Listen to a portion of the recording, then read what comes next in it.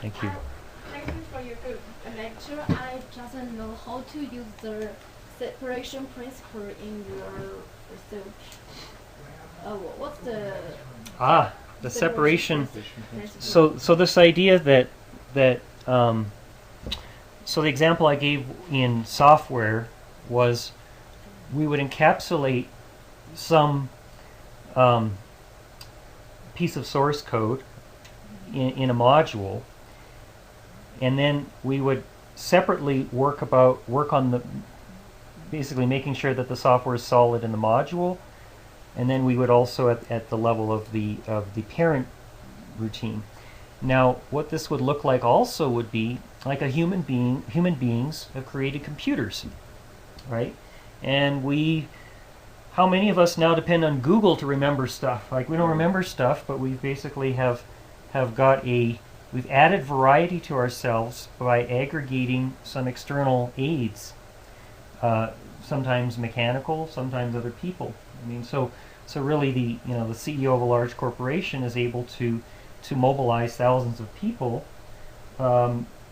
Basically, he or she is added to their own variety by marshaling all these people, and then, as I talked about, in modularity also exists as business units.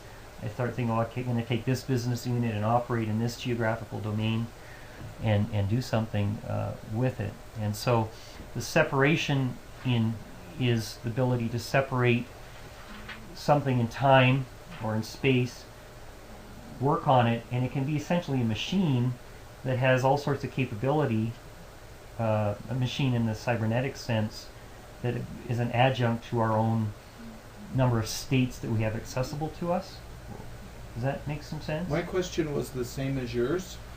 I was going to ask it a little differently, and that is, you have complex processes, so you have the beginning and the end, and there's a lot of complex processes that exist within there that get compartmentalized in the world of computer science.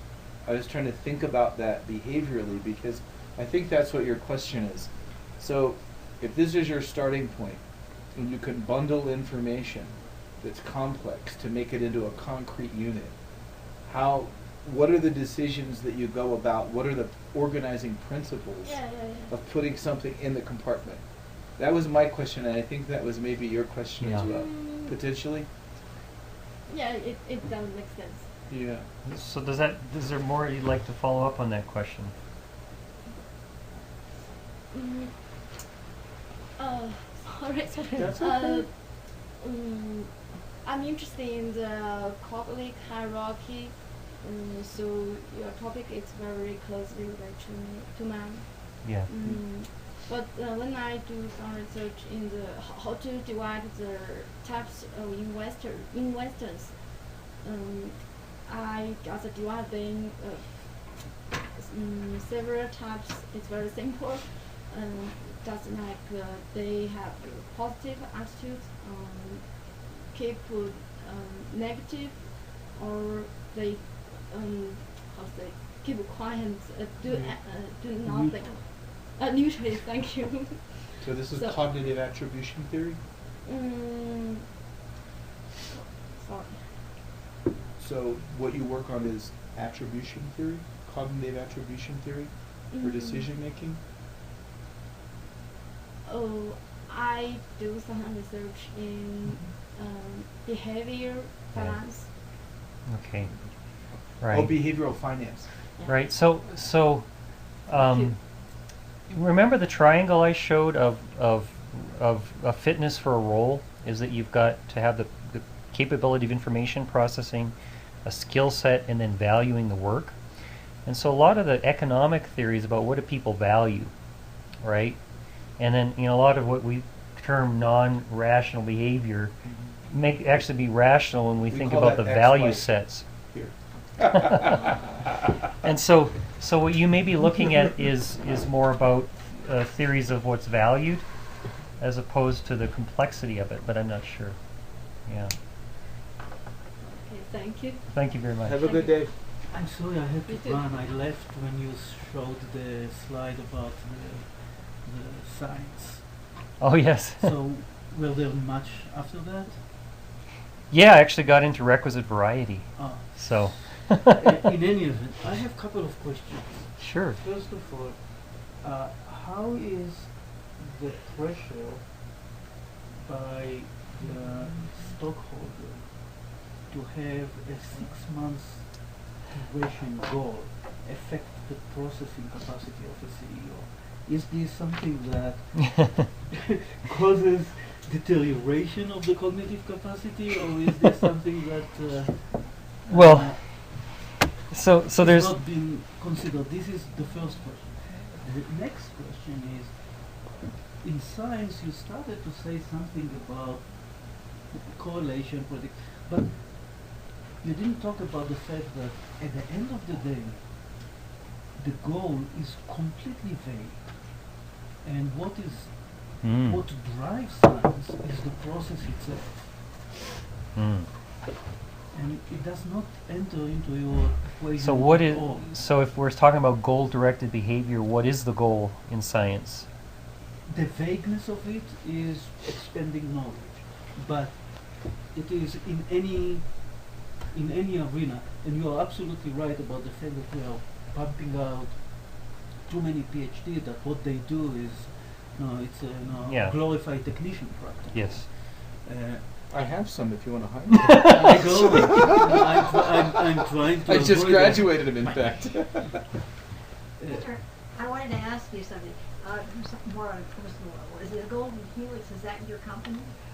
Yes, I founded it 14 years ago. And what is it? What do you do? We do software for genetic data analysis. We serve professors and postdocs in academia and government and pharma and biotech. So as people try and understand how genetics relates to disease and That's becoming very, very popular now. And more doctors are looking Mhm. at Personalized medicine. genetics to see what type of treatment is Yes. best for a certain individual. That's great. yeah, yeah. And you founded that. That's wonderful. Yeah, yeah, so Yeah, and your company's in Bozeman? it is, yeah. All right. We have a friend in Bozeman, Brad Kovacs. I'm sure you don't know him, but No, I don't think I yeah, do. he works Yeah, in the environment. So. well, I'm glad you could come. Great. Thank you so Thank you much. very much. So back to your question, the first question. The time scales of reporting, quarterly earnings and so forth, is of course leading to all sorts of distortions. And some of the, it's interesting if you read Jeff Bezos from Amazon, his annual letter to shareholders. Every year he includes a copy of his original letter, and in it he says we're not going to let short-term considerations be driving us. In part, he talks about that.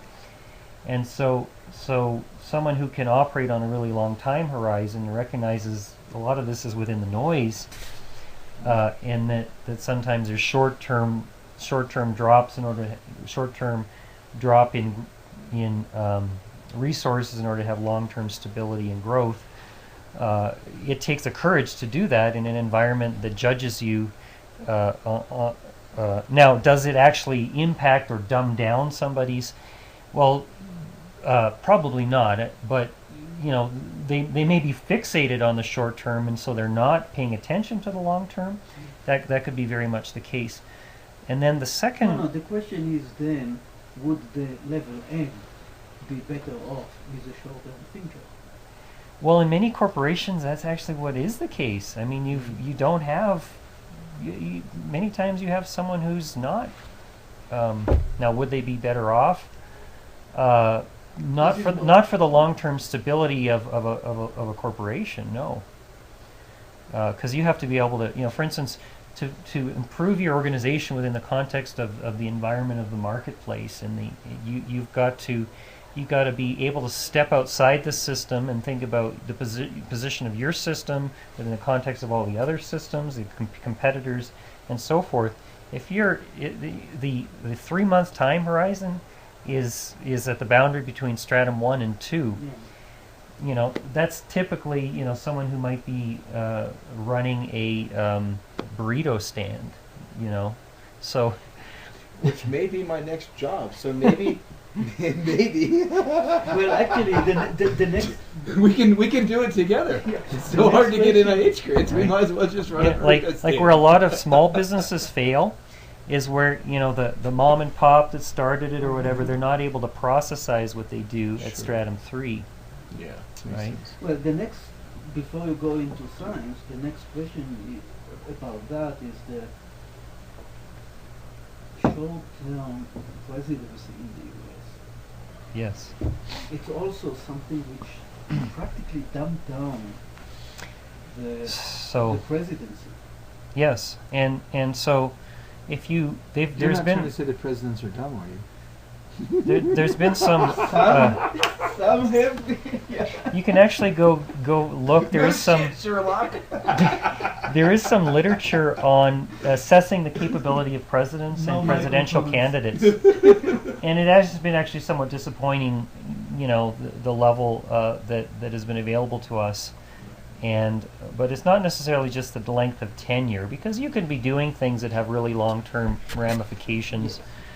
But the other thing I wanted to talk about that I didn't in this presentation, to your earlier question, as we've accelerated the pace of innovation and change within you know, all of life, but let's talk about corporate life, it turns out the capability to do a job that would have taken 5 years a generation ago, now we're trying to compress that same work into sometimes 6 months.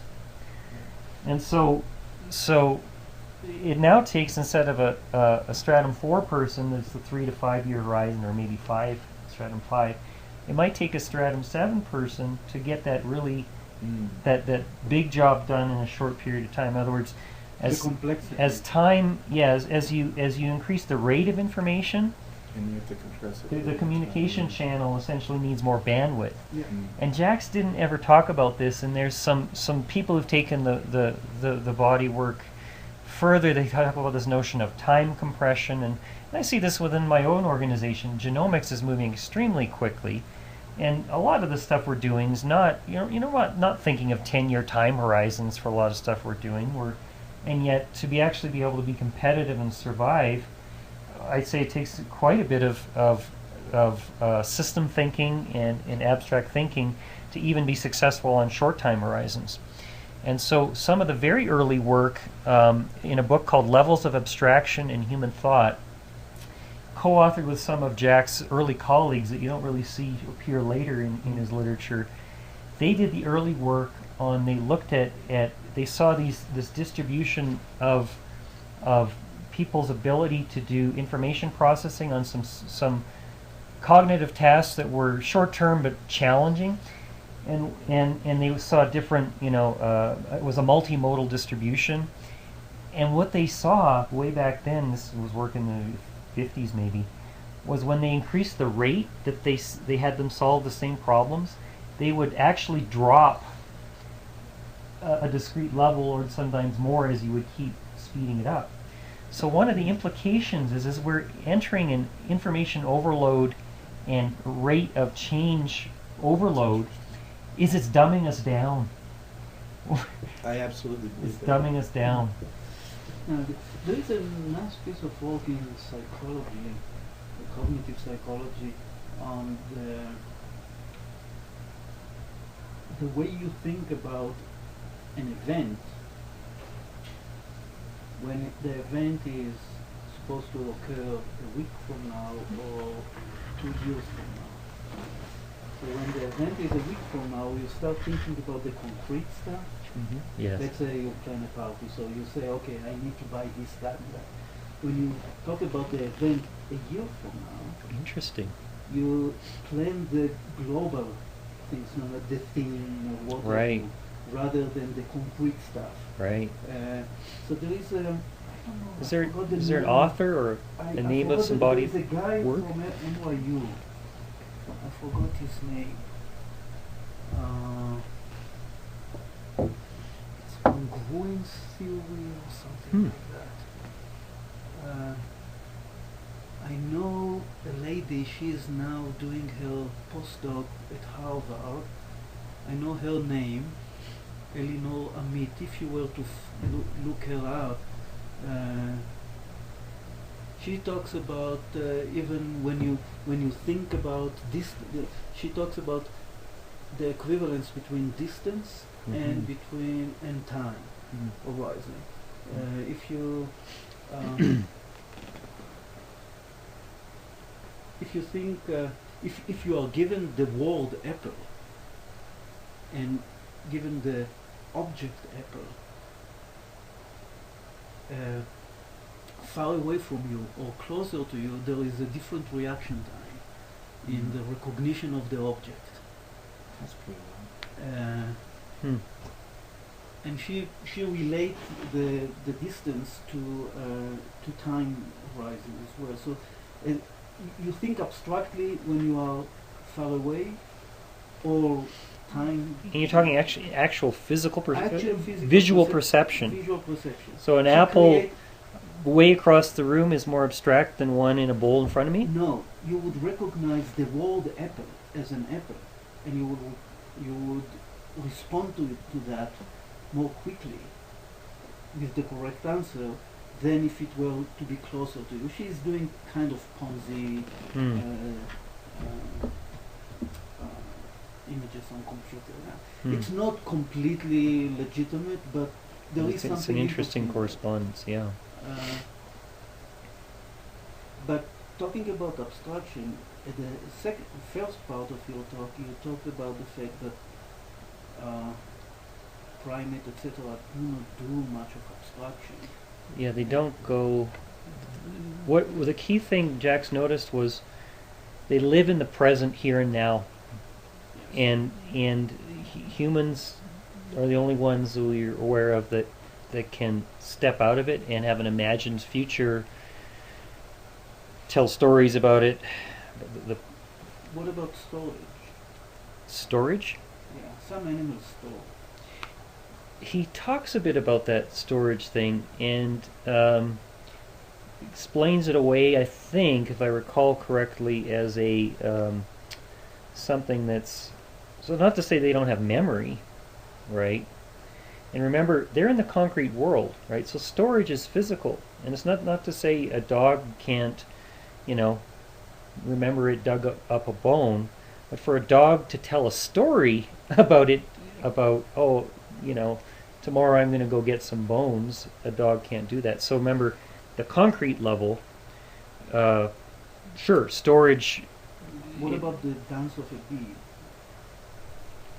Where the bee tells the rest of the hive where to go, how far to go, what's the quality of the food there. It's extremely abstract. Yeah. And it is not immediate because it is not. Yeah, he talks about it being encoded in the DNA, I think, and it may be a little hand wavy. It But cannot he does be talk. encoded in the DNA. Well, in the sense certain that behaviors. The Certain behavior is, Yes. however, the actual message transmitted is not. Because it tells you the direction, it tells you the distance, it tells you the quality. It's But Well, that is could, that- that could be physical space driven in terms Isn't of that pheromones, very ability tangible? to fly.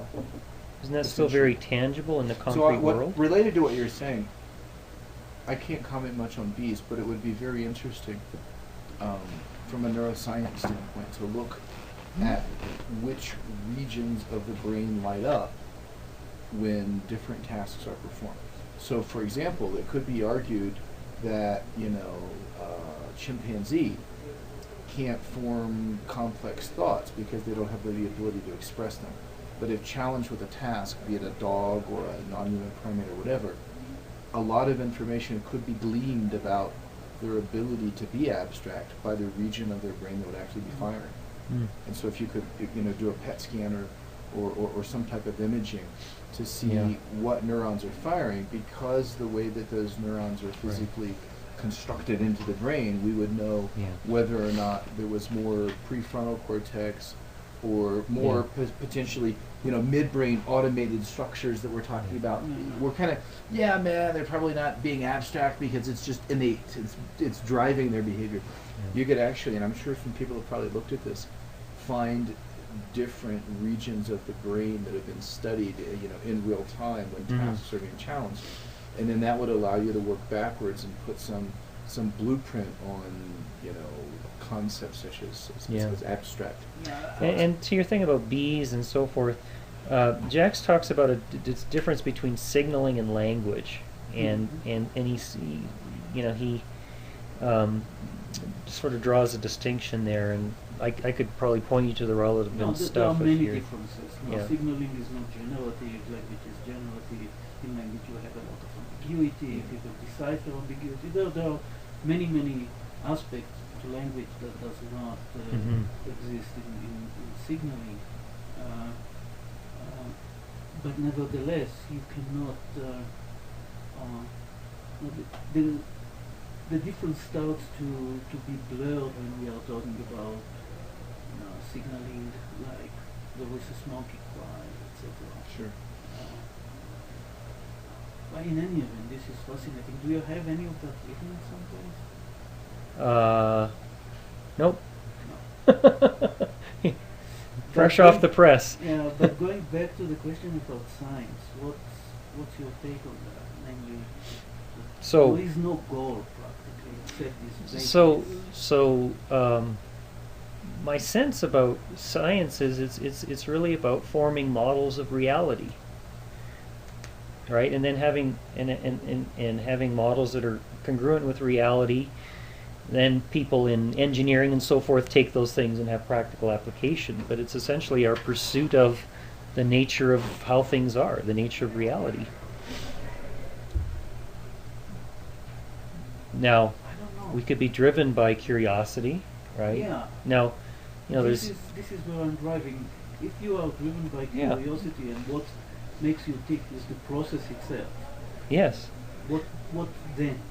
Well, so there's an interesting body of knowledge called, this guy named Stephen Rees came up with a Rees profile, which is a test where you can assess what it is that you value. And the idea is we engage in goal-directed activity towards that which we value. And he looked at hundreds of things people said they valued, and he boiled it down in some factor analysis to 16. And it turns out those 16 exist in the animal kingdom.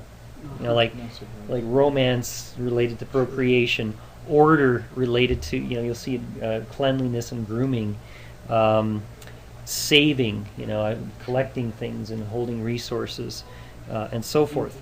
Curiosity, and so curiosity is one of those 16 dimensions, and for its own sake, there's a survival advantage of learning stuff, and we're probably driven by that value. And we get this stimulation of new things, and that's what we do. I think it's complicated because, it depends on the environment as to clearly how one responds, Yeah, when I started in medical school, I respond differently than the way I respond here. Yeah, me too. There's, and a lot of it, it's always funny to me because they're so interrelated and hard to tease apart, and also not very fair, is you have to have a strong economic base, Absolutely. Which comes in some ways by, you have to play by the rules to some level.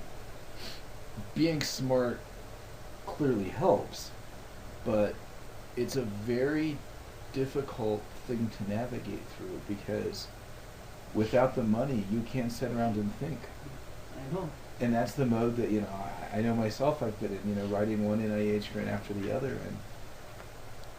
and I don't have time to really sit around and do what I enjoy, which is thinking and planning and writing. It's just put the fire out to cover, the people's salaries in Kenya, and the people's salaries, in Albuquerque. It's like,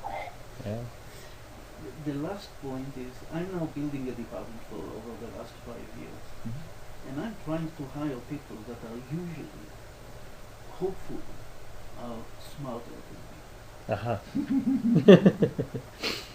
And it goes against what you're saying. Well, an accountability hierarchy is what we described. If you look at academia, it is not an accountability hierarchy. The professors Yeah, there's some ultimate accountability that someone's got to give. Well, them. my dean holds me accountable for the department. Yes. So there's a hierarchy above you, but you don't say, you're going to do this, you're going to do this. And so that's what's different about academia. And so academia can exist in a system where there's geniuses alongside technicians. And, one thing I've observed, however, is there's certain institutes that have a managerial hierarchy alongside also some sort of a scientific organization, and it seems like they get more done than just the pure academic non-hierarchy. I'm thinking of, say, the maybe J. Craig Venter Institute, where they have an organizational excellence. There's some really capable administrators, even as, of course, you're hiring top scientists and so forth. So what happens is we do sometimes have some hierarchy, in that the professor will be able to say to the postdoc or the grad student, go do this. But it tends to stop there. So if we're wanting to do something really big, and we're really a high level person, we may not have the hands and feet to really carry out our vision. And so we can only, think about it in the abstract and write a paper rather than, do the work down to the concrete world. What